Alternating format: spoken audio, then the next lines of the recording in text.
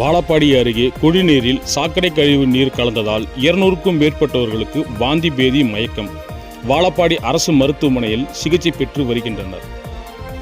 சேலம் மாவட்டம் உடையாப்பட்டி பகுதியில் கடந்த 2 நாட்களுக்கு முன்பு மேட்டூர் குடிநீர் குழாய் உடைப்பு ஏற்பட்டதாக கூறப்படுகிறது. குடிநீர் குழாய் உடைந்ததில் சாக்கடை கழிவு நீர் கலந்துள்ளது. குடிநீர் குழாயை சரி செய்த மாவட்ட நிர்வாகம் நீரில் கலந்த சாக்கடை நீர் கலந்ததை பொதுமக்களுக்கு விநியோகம் செய்துள்ளது. இதை அறியாத பொதுமக்களுக்கு பேரூராட்சி நிர்வாகம் கவனக்குறைவால் அந்த குடிநீரை வாழப்பாடி, முத்தம்பட்டி, பெத்தநாயக்கன்பாளையம், ஏத்தாப்பூர் உள்ளிட்ட பொதுமக்களுக்கு விநியோகம் செய்துள்ளது. சாக்கடை கலந்த குடிநீரை குடித்த 50க்கும் மேற்பட்ட கிராம மக்களுக்கு 200க்கும் மேற்பட்டோர் பயன்படுத்தியதால் வாந்தி, மயக்கம், பேதி என ஏற்பட்டுள்ளது. இதனால் அவதியடைந்த பொதுமக்கள் வாழப்பாடி அரசு மருத்துவமனை மற்றும் தனியார் மருத்துவமனையில் சிகிச்சை பெற்று வருகின்றனர். இதனால் அப்பகுதியில் பரபரப்பான சூழ்நிலை காணப்பட்டுள்ளது.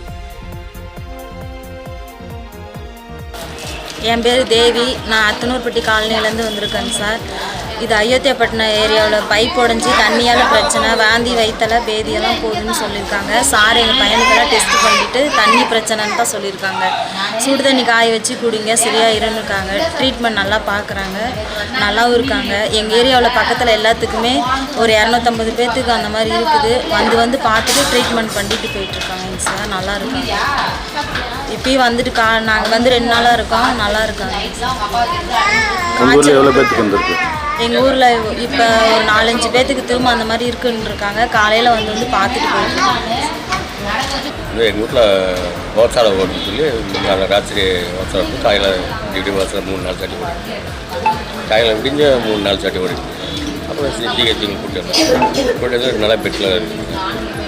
இன்னும் ஓட்ஸ் வலிக்கிட்டு ஓசாலை கறிக்கால் மாதிரி எத்தனை பேர் உங்கள் ஊரில் எத்தனை பேர் இந்த மாதிரி அட்டன் பண்ணியிருக்காங்க? நாங்கள் கவனிக்கல. நாங்கள் நேற்று வந்துட்டோம். காலையில் வந்துட்டோம். 6 மணிக்கு வந்துட்டோம். டாக்டர் என்ன சொன்னாங்க? டாக்டர் சரியாக இருந்தால் சொல்கிறாங்க.